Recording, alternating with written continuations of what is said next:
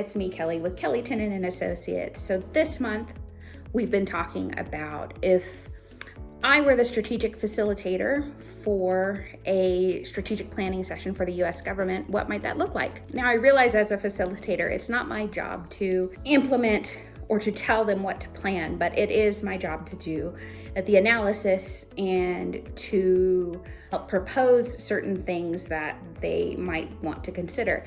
And one of those initiatives has to do with high performance teams, which is what we're going to talk about this week. And I've really broken that down into 4 areas. So a culture of trust, a culture of collaboration, transparency, and emotional intelligence. So what might that look like? So trust, we know, is primary in how well people work together, listen, and build relationships.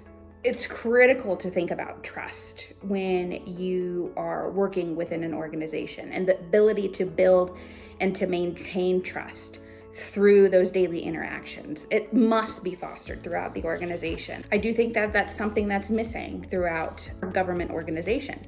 And behaviors that erode trust, quite frankly, should not be tolerated at all. So what I think would be important, or what I feel would be important, is that our organization, the government in this case, would need to define trust in their team context and what it means for the organization, and to also discuss how trust impacts team dynamics and how it impacts decision making. I think that that's really important as well. Trust needs to be rebuilt inside the organization and outside of the organization, because that also builds a sense of psychological safety. And we've talked about this many, many times before, but the ability to share ideas and feedback. So not only internally, but external of the organization or our government organization as well. And so what happens when trust breaks down on a team? These things are evident, not just within our our national, state, local government communities, but within organizations as well.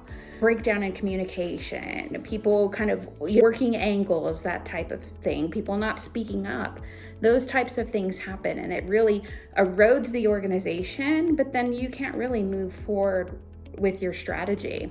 I've outlined some things that I think are important to help rebuild trust among teams, and that's to accept responsibility for what's happened, to acknowledge that the mistakes have indeed happened, and to apologize with sincerity. But the most important thing, I think, is to take action. Yes, I recognize this happened. I am so sorry.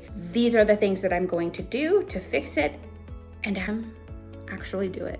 So errors in leadership, eroding trust, they can cause super hardship to others, and that's evident in many avenues.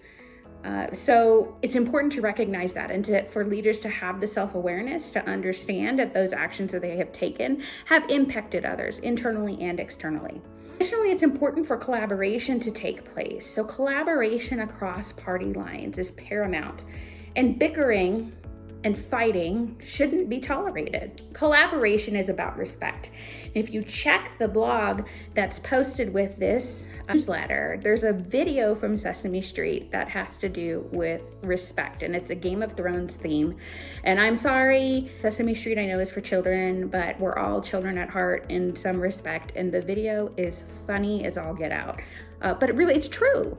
So check it out if you have a chance. But collaboration is about respect and building a community of practice where people come together under the same mission and vision towards a common goal, which I think as a government organization, we need to get back to. And it's much easier to achieve a team goal when we're all working towards the same thing. So I think constant consulting with the group, coaching, and continuous feedback to help really foster that behavior change over time. Are we upholding the principles that we have set forth for ourselves? And how can we make any sort of fixes that we need to make along the way? This also goes along with transparency. Now, when I talk about transparency, you know this, I'm not talking about full disclosure, but I'm talking about clear and open communication, about processes and nuances of work that's going on within the team. The ability to let people know what's going on, and to let them know what's going on in terms that they will understand. And emotional intelligence, I think, is really important. Emotional intelligence, the ability not only to be self-aware, to self-regulate, which I think we probably all lack from time to time, but the ability to also care about others. Constant training, coaching, And feedback loops, I think, would really be helpful to create this culture of change and to really foster behavior change over time. It's one thing to say that we're going to do these things, but to have coaching and help and feedback to help us constantly improve and to shift that needle, I think, are going to be really important. So I'd love to hear what you think as we continue on this subject throughout the month. Drop us a line on our website. You can follow us here on YouTube and on social media. I'm Kelly with Kelly Tinen and Associates, and we'll see you soon.